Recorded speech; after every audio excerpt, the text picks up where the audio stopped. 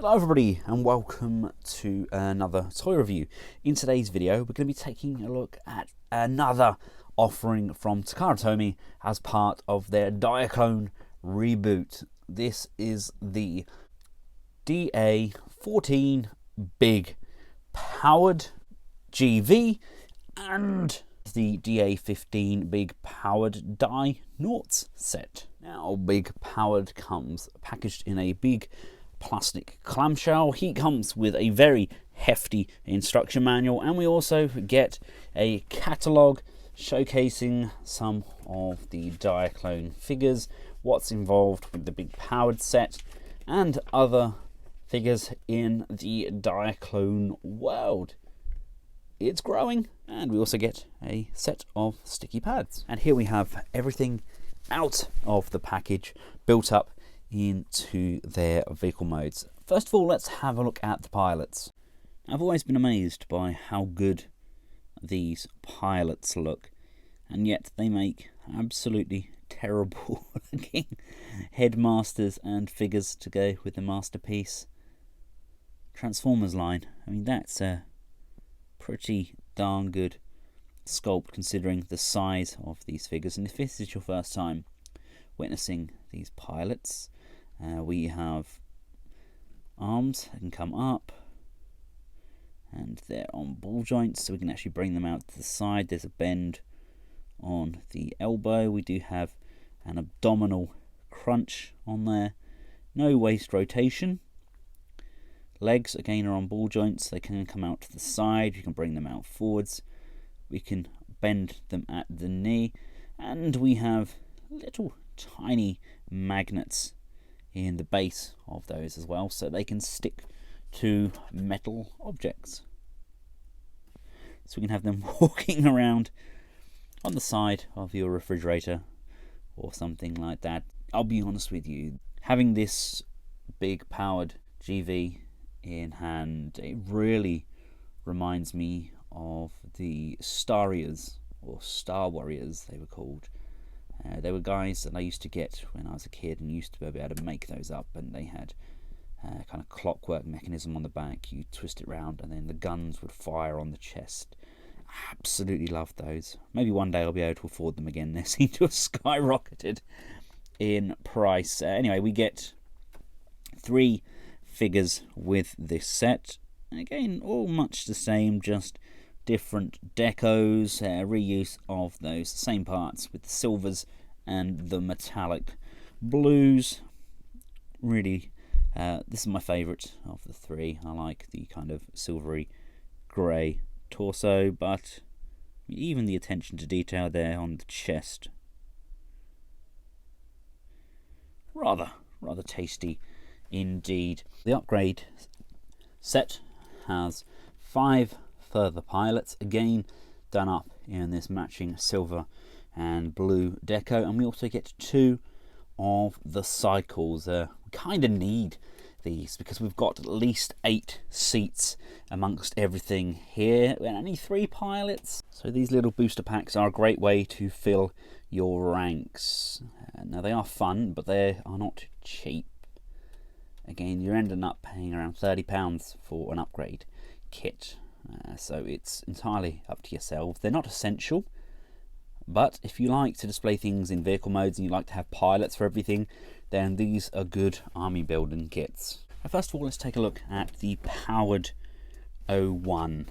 This is made up of 3 main components. We have an initial pod section, which plugs in on the front. Nice little rolling wheels here with some guns. We have open canopy. We have a nice little cockpit on the inside there. Fairly simplistic design, but effective nonetheless. And we also have a nice little radar dish which can be popped up. This then slides into the main unit and just tabs in at the top. We have these large rotating chain guns. Nice detailing on those. Love the paint applications on these sets as well. If we just open up the bay door, we have an E-type mech suit in the back here. This just comes untabbed, and we can place our pilots inside these suits. Just lift up, and again we've got some control details on the back there. We've got room for one of our pilots to pop in and then bring that down. We have a visor section there. Genuinely really like how these have turned out, and I love that loading system as well. That's pretty darn fun. I mean, if we look at the back of it there, we have this whole suit placement. It just kind of sits, slides and tabs, and then slides back in. What great fun little toys. Next up, we get the big powered O2. This is made up again of two sections. The central piece is the bullet fighter, which is a small piloted craft with some landing gear on the base there, and in addition this can untab and fold down and fly off. This sort of thing reminds me very much of Manta Force as well. Really loved those toys back in the day. These are just attached by sliding those on. Great silver detail there, and we get some nice thrusters on the back. Again, slide that down, and what are obviously hands on the top there, double up as guns, because why not? We can then combine the powered O1 and the powered O2 to form the sky powered mode, to make sure that your radar dish is inside the cockpit. And then coming to the underside here, we've got a tab here and tab here. That's going to locate in these two tabs above these shoulder pillar sections, and we're just going to push and slide that into place. These pieces then, as if by magic, slide down all the way into that powered O1 section, which I think is bloody marvellous. Detach the bullet fighter, that flies off, and then these can rotate upwards like this. Move this piece upwards like this. Bring the chain guns forwards, and then rotate the thrusters around. Open up the cockpit, bring the radar dish up, close this back off, open up these rocket segments here. Nice little addition there. This can come back in and just tab in on top, locating into place. You could come to the top of the cockpit and just push this all the way down, and now all of this lower piece lines up, and there we have it all changed up. That does look ruddy awesome. Right, for powered O3, we can take our pods and just slide these in to this frame. Come to the front, we can move these forwards, and they actually can open up like so. They can pretty much tear rocks and things apart. On the back here, we have a docking station for our suit E-type that can just dock on the back segment. Now we can change this into a mech mode landwalker by bringing these legs down and rotating the missiles outwards. We can rotate the cockpit all the way around, untab these pieces from the side, flip open those claw mechanics, change the direction of our loading pod, and there we have it. It's different.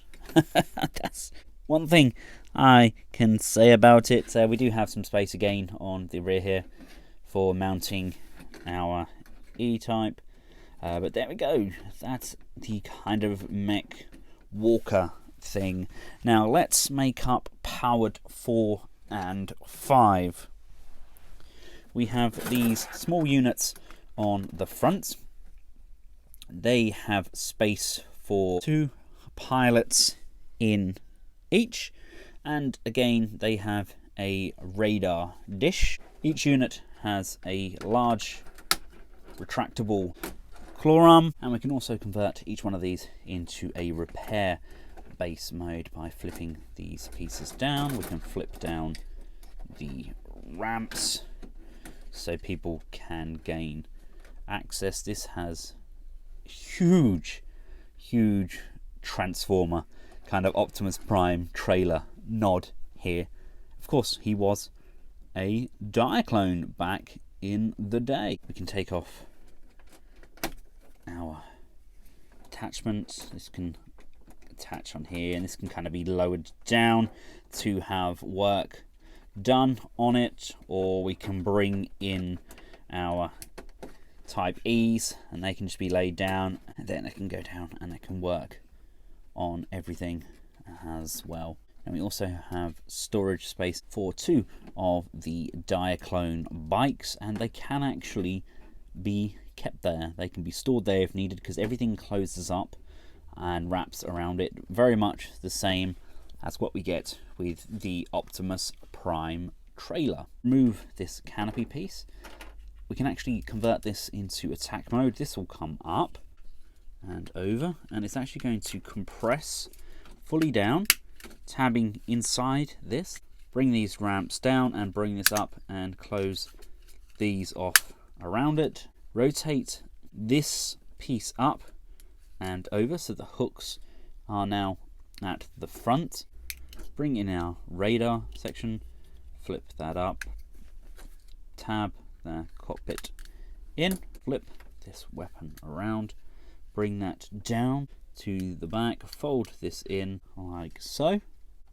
We can then drive around, pull up, open up our bays, lift this panel up like so, extend the guns,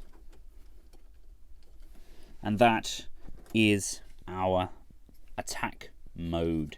If we just backtrack slightly, compress these back down and close this piece off, we can bring this back up, rotate this around, collapse it back down. We can bring in our second unit and join those both together. So we've got one long extensive unit, or we can untab, flip open the world's toughest tabs, and these are just going to line up, push and tab in together. I do love all of the options we get with these things. Let's just detach these again. Unplug these, plug that down, plug that down. And let's just tab these both in together. And then we can bring in our cab off the front here. We can then pull down the handle on the back of the cab. That's then going to connect into this kind of tractor trailer convoy thing, and that can detach there, and then this can then pull this along, and from here we can then go to our Gaia powered mode.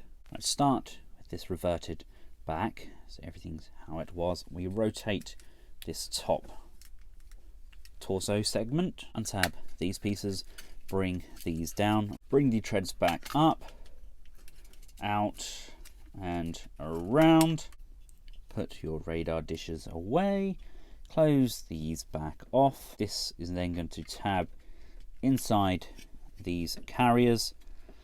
These are then going to close back off, and this is going to tab down, locking everything firmly into place. Do that with both segments. Pull out those impossible tabs and push and tab those tracks into place, locking those in. Flip the claws all the way over, so we've got these two tabs here, and they are going to lock in to those positions there. You just push and lock those in. It's at this point that I realise I've put this on backwards. This rotates like so, and this just slides in like that. That's now the front, and then we can lift these missile pods outwards, and this is kind of coming together. This is really taking shape. Now from here we can go to the mech mode Gaia Quaker. Yes. These tracks at the back of the vehicle can actually come over and over again, and these here flip down onto the back of those legs. This can come upwards and then rotate around, bring these missiles down, detach this from the top, and we're going to reposition the ship on top so we can join these arms again. So you want to move this piece back up, rotate around, bring the ship in, rotate the arms, and then slide those back up into the base of that ship, and then uncouple. Now it's this piece here that we're going to bring in to the top, and we're going to use those same sections like so. I do feel for this guy because he literally gets used as a docking station for a go-between. Now these are meant to slide straight down, but I really struggle to get them to lock in, so I just lift this piece up and then push them down into place. Pull to extend this joint all the way down, then bring the hand down, ratcheting it to the base. Rotate at the elbow, rotate the hand up and around so that it's going to face the front. Separate those legs, put those tabs back down, and there we have the mech mode Gaia Quaker. Now to go from the Gaia Quaker through to the big powered GV mode, we just detach these arms, so we're going to relocate them. You can bring in our main mech torso, and we can slide down, bring the arms up, push this all the way to the back, bring these chest pods forward, locking off those arms so they can no longer be removed. Do that for both sides. We then have this piece on the base. This is going to slide down and locate in that newly provided torso gap. We want to open up this chest piece, slide this piece here across, and then pushing this piece here reveals the head. I think that's brilliant. We then get further options with the head itself. We can have this very Diaclone looking mask section, or we can open these out, fold the mask segments inside, and then close this back off, and that is my preferred look for him, with the face visible. We have these shoulder mounted railguns, and he really is big and powered. Right, and here we have him fully transformed up. There are still further modes for you to mess around with, like a walking fortress mode, there's a base mode, etc. But this for me is his final form. This summarizes Diaclones from what I remember as a kid, just huge walking battle fortresses. We have the rest of our figures just down here mounted on their cycles to give you an idea of his size. Now I haven't found anywhere to attach this little dude. I know we can unpeg the top cockpit section, and that can switch out for the head. That can just peg in on top there if you choose to. And I managed to find a space for the circular kind of moon roller vehicle. But again, I don't think that's actually meant to attach. I think this is meant to be a separate entity that we can play around with. So let's just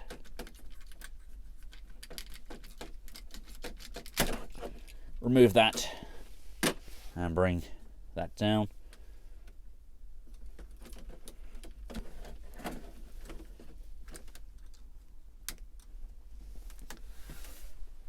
And there we have all of our team. Just to give you an idea of size, here he is alongside MP10.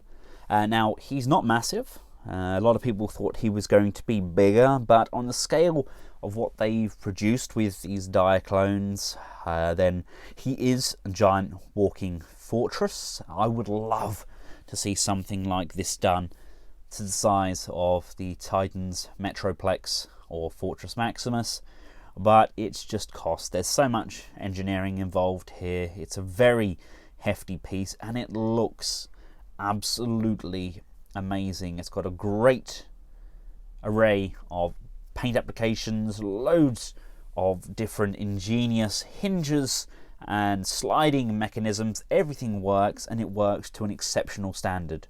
Articulation wise, the head can look left and right. We can go up and down. Not a great range up and down, but it's a range nonetheless. The shoulders ratcheted.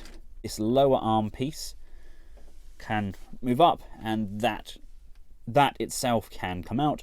Bicep rotation, ratcheted bend at the elbow, rotation on the wrist, as well as a pivot up and down. Articulated gun fingers, and that rotating thumb is on its own ratchet. We get a nice left and right fluid motion on the waist. No abdominal crunch there, but we do get a lovely ratcheted leg. We get ratchet out to the side, bend at that knee, hindered somewhat by these rear leg panels. There's an upper thigh rotation in there, and the feet can go forwards and backwards, pivot to the side, and we can also go left and right. So really the possibilities with this guy are limited only to your imagination. It's a very fun figure. It's expensive, but it's one of those figures you keep picking up, messing around with, and if you want to see just what this figure is capable of, then check out Sixo's album on this guy that he did. It looks incredible. He's taken some amazing shots, and he puts me to shame. It's an incredible figure. It was actually his gallery that sold me on the figure in the first place, and I'm absolutely loving it. The only downside to these Diaclone figures is the cost. Let me know your thoughts in the comments section below. Do you think this guy is big enough? Is he worth the money? There's a lot of engineering involved there, but have Takara done the Diaclone brand justice? Thanks again to the guys at Robot Kingdom for making this review possible. I've included a link in the description below where this can be purchased. And until next time, from myself and the Diaclone Big Powered GV and the GV Pilot set, thanks for watching. Goodbye.